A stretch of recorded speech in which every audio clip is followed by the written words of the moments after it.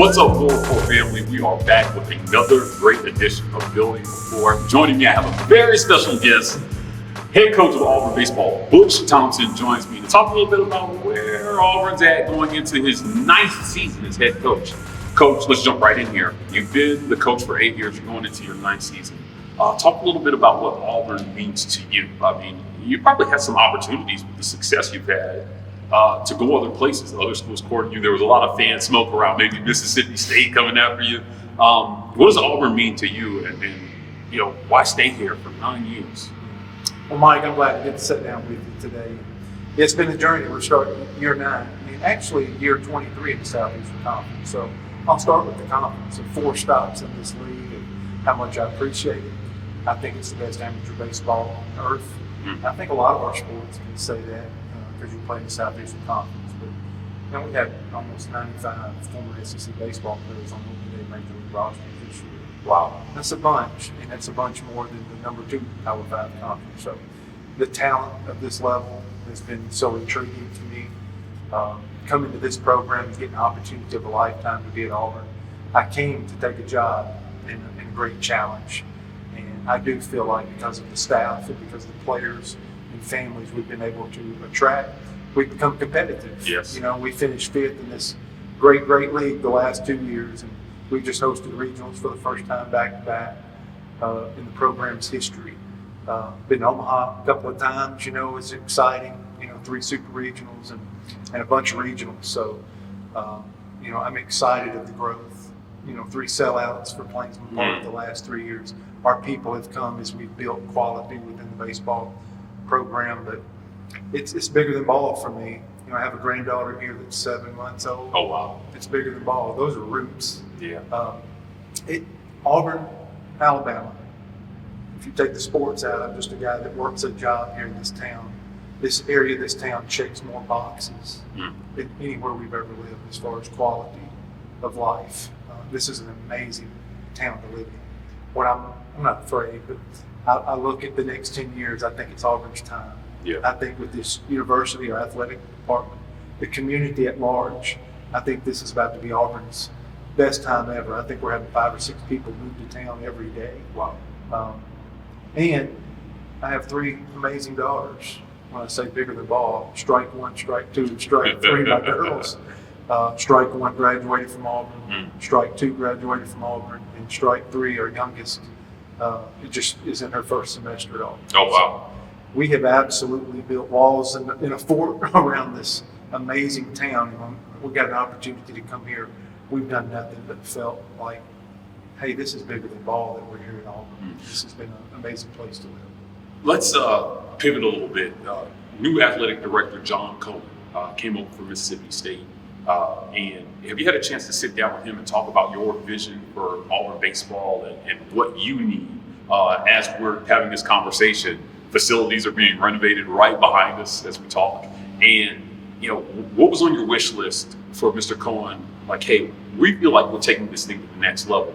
Here's what I need from you to continue to enhance the experience and make Auburn baseball a premier program in the SEC. Yeah, John has an amazing, me sharing a vision as a baseball coach when he was a baseball coach, when he's played for a national champion. You know, I was his pitching coach for 7 years. So not only is there a relationship, I'm the head coach now and he's my boss. He's been my boss in the past. This is just a totally different relationship. Yeah. It's AD and head coach. So, but nobody knows more. You know, he chaired Division I college baseball. He rolled off of that committee last year. Probably the most powerful voice in college baseball. Yes. And was a great leader. He knows the challenges and the rigors of the SEC. I think he's so gifted because not only was he a successful coach, but how brilliant he is. Yes. He's bright. Sometimes an AD sitting in his position, from my vantage point, from over these 30 years, is either strong as far as the money building, the way of understanding the business aspect, and little with the coaches feel. And then you have the guy that could be the coach, but he may like something, or she may like something with really the build out of a big athletic department. I think he is a Swiss Army knife and has the skill of both. I think that's great. So we were about ready to start this construction on Plainsman Park, done a lot of work, and to be honest with you, because he's had experience in building a ballpark Yes. before, like he did at Starkville. He was able to make 1 or 2, 3 things because he got here so late in the game, but it absolutely is going to make this facility better. So having him understanding our sport, I have shared a vision. He does understand baseball, but man, he's here for 15 sports. He's here for over 500 student athletes. And as soon as he got here, a big part of this first year for John Cohen has been in the shadows here at Jordan Hare. Hiring a football coach and getting that going and starting to build and restore this football program back to where it's been tradition. Coach, let's talk about your roster. You've had some great players over the last few years. Sonny DeShero was here a few years ago, blasting home runs everywhere. He won some awards. And then you had Ike Irish come in. Now, he's going to be making a full-time move to catcher, I believe. Talk about the construction of this roster and how you built this roster this year to compete with the premier teams in the conference. Yeah, last year we were coming off an Omaha season and then lost a lot of pieces, and then opening day, that's the only day that our number 1 pitcher got to throw was Joseph Gonzalez last year. So losing him was tough, and really the first half of SEC play was a challenge for us. Right. And then the second half we go 12-3. We win more games than anybody in the SEC. So losing your number 1 and then a lot of new pieces and seeing guys stay in the fight, hang together, weather the storm, and then come out on the other side in a pretty good way. We wound up winning more SEC games than we ever have in our tenure. And then getting to host another regional was huge for those guys. That season ended abruptly last year. But nonetheless, that second half of the season was tremendous work. What we have this year in the construction was trying to get some more pieces around, especially, a Cole Foster at third shortstop, a Bryson Ware who set the single season home run record at third base, and really Nate LaRue, I thought was the best catch and throw guy in the Southeastern Conference. That's been where we've been trying to replace. So Ike is one of those names that was a freshman All-American, primarily at DH, and can he take the next step for his pro career? Yeah. You got Stanfield moving to center field full-time as well, too. Because he replaces a Kason Howell, right, who played more games in an Auburn uniform than anybody in history. When you start thinking of the guys that's played at Auburn, it's pretty impressive. And he taught Chris Stanfield last year, which is so amazing. I think more than any coach, Kason Howell taught Chris Stanfield how to take his place now. So we're super excited about Stanfield. We're super excited about Ike Irish getting an opportunity to catch. And then that left side of the infield has been a big piece. The positive of this team is 80% of our innings return after building up and hooking it up and figuring it out. And we're cautiously optimistic that Joseph Gonzalez is back headlining a pitching staff. A guy like Chase Alsop is ready to be a sincere starter in this league as a junior. And then a lot of guys back that did good work for us, and a freshman group that we're pretty excited about as well. But, getting some of these pieces to fill out shortstop and third base is still the challenge going into the 24 season. The bullpen was a little bit of a struggle to start the season last year. They kind of came on as you guys got later in the season. Talk about pitching and the importance of solidifying that bullpen going into this year. I know Gonzo was dealing with some injuries last year, and but from the starting spot, you guys were solid, and then you had some room to fill there on the back end of that pitching rotation. Can you talk about that a little bit? Yeah, we come off of that World Series in 22, and it's like, oh, they made the World Series. We had a guy in the back end of the ball game that if we could find a lead in the last 2 or 3 frames of a ball game, it was over. Blake Burkhalter, that come to our program as a walk-on from Dothan, Alabama, and then he winds up being the highest drafted reliever in college baseball, 3 years later for the Braves, was just tremendous for us. He finished the last game at Plainsman Park here. He finishes off a historic UCLA program. We go to Corvallis, and Oregon State's hosting their 7th Super Regional, and they've never lost one. But he finds the last out coming into the 7th inning of that ball game. Wow. And then our only win in Omaha, first time in 25 years, was against the Stanford team, and an amazing ball club. And of course, Burkhalter finds the last out of that ball game too. Right. So last year was trying to find that new guy. And Tanner Bauman, who was our most valuable pitcher this fall, is a returner that's coming back. Will Cannon wound up filling that void a lot last year as we're trying to find the next Blake Burkhalter. Having those two guys back are huge for us. John Armstrong is that unique lower slot guy. So now we go with experience, guys returning, and different looks to try to find that. And then the most exciting piece in our freshman class, at least what we got to see this fall, was Cam Tilley out of Indiana, a Team USA guy, a guy that had closed games for our country. Comes in here as a true freshman and looks the part, acts the part, and is going to get every opportunity to pitch at the back end of ball games this season. Talking about those new pieces to your program, you talked about the freshmen coming in. Recruiting is very unique when it comes to college baseball, particularly in the state of Alabama, where you have scholarship restrictions on how you can divvy out scholarships. A lot of fans don't understand. You may not be able to give full scholarships to every kid, so you have to split those scholarships. How has NIL helped you maybe fill the gap there some with being able to only offer a kid a partial scholarship while schools in other states don't have those restrictions?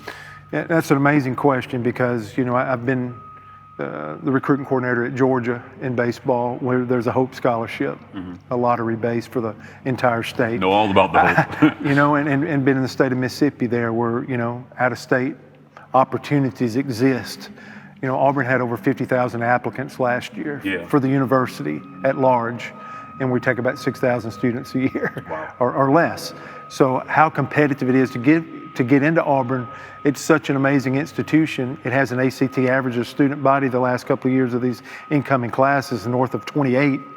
So we don't have to provide incentives, which is a challenge for us. Football and basketball are full scholarships. We're at 11.7 scholarships for a baseball team, and you're probably carrying 20 pitchers just to start with, if that makes sense. So the scholarship thing has been something we've talked about for 25 years. And when I first got to Auburn, our donors, our people that cared about the program, that come and lock shields with us to build a program, I was talking about the scholarship, the challenges with us compared to our peers in the league, and that was never coming. This NIL is a breath of fresh air. It's a positive from the standpoint of Auburn baseball, because now those contributions help sincerely balance the scholarship inequality that, really Division I baseball school in this state has been competing against for a while. So the NIL is exciting to us from that standpoint.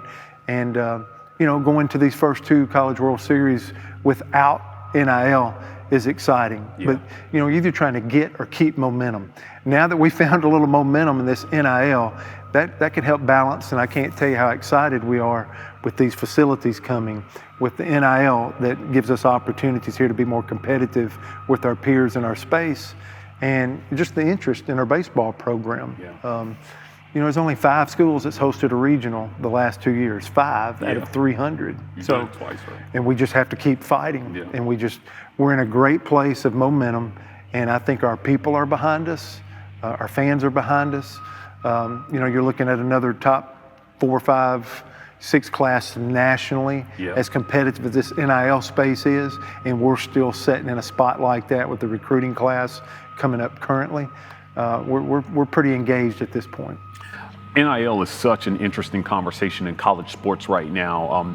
A lot of leaders didn't understand the rules around what was allowed, so it's good to hear. I know On to Victory is doing great work trying to enhance the student-athlete experience here at Auburn, so it's good to hear that they're doing great things for your program as well.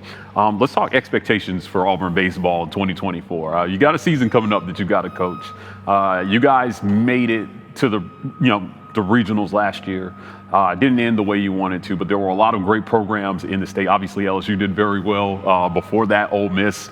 SEC has become a baseball conference. Auburn is obviously part of that culture.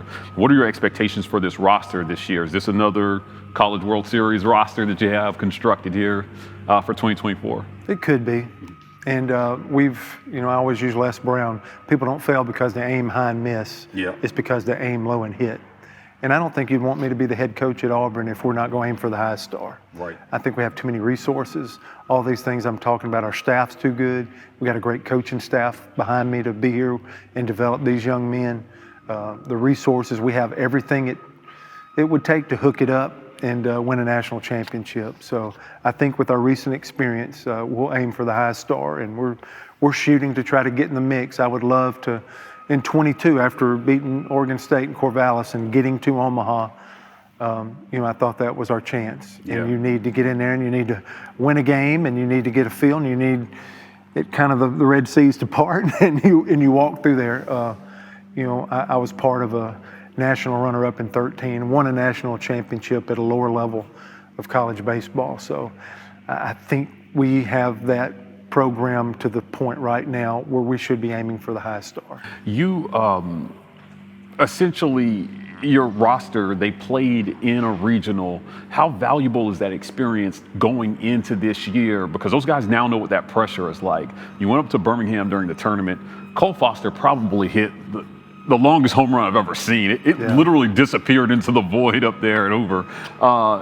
Having guys like Ike Irish experience that, and Stanfield has now experienced that, and these guys have gone through that experience. How valuable is that for them heading into this season to know what it takes to win, know where they fell short, and know what they have to work on going into this season? Yeah, it's everything, and these guys get so much experience. I mentioned Cam Tilley playing for Team USA. I mentioned when guys come back a second year, they have a better understanding. They have a lower resting heart rate just going through the league one time. So, Ike's one to put in that category. But there's a couple of older guys that are great leaders too. Bobby Pierce coming back for another year. Yeah. In 22, on our run to Omaha, he was about as hot. Sonny was the SEC Player of the Year, but Bobby got hot late for us. He did. And that's an older veteran player that's going to captain this team. Cooper McMurray was a guy that hit double-digit home runs last year, but it was his first year. Coming back at first base and playing again for us, getting another opportunity, a real left-handed bat in our league. I talked about we still have to figure out these pitching roles, but we're excited with 80% back. And, hey, you never have enough pitching. You never can. But we're cautiously optimistic from that standpoint. But because of we kind of talked about a coach always goes to what we're losing. But what we got back is really important. And I think a Cooper McMurray at first base, a Bobby Pierce to go along with Ike, Stanfield in center, like we've already mentioned. Those are four guys that we're going to be counting on from the experience that they've got in the past. There's an expectation without us. We don't have to bang a drum and say this is our expectation. This program's been built. We give a lot of credit to a Keegan Thompson, a Casey Mize, a Tanner Burns, Stephen Williams. Yeah. These guys that have come here and helped us knock a wall down at some point to get here. So I think we all know, without even having to verbalize it, that the next step is in our hands, and we're capable. Coach, do me a favor before we get out of here. Look into the camera and tell Auburn fans why they should show up to see Auburn baseball this year. I just first thank you. Thank you for supporting every sport. Auburn across the board. Our head coaches are amazing. I think about the golf teams, men's and women's. They're loaded for bear for some of their best golf in the history of our program. Baseball, we're super excited to get out on here at Plainsman Park. This Hall of Fame club opening up, it's going to be single game opportunities this entire year with this space. So I would encourage everybody to find a game that works for them and get in this Hall of Fame club because of Frank Thomas and his contributions, being the only Hall of Famer from the SEC. And you get a chance to experience another club that its goal is to challenge for, to be at the top of the SEC and challenge for a championship. But these renovations that are taking place heading into this year and next year, the timing's good too, because our people have showed up, they've sold this park out. Now here come all these steps of the players continuing to get better, the recruiting class is continuing to grow. I think it's an amazing time. I think the best is yet to come for our program. Awesome. Coach, I want to thank you so much for your time today. We appreciate you joining us on a little building report to talk about Auburn baseball and all the great things and great expectations you have for your team. Guys, that's it for another great edition of Building Rapport with my guy, Butch Thompson. If you want more content like this, please hit like and subscribe. We are the War Rapport on every social media platform. TW Rapport on TikTok. We're signing off, and as always, War Eagle.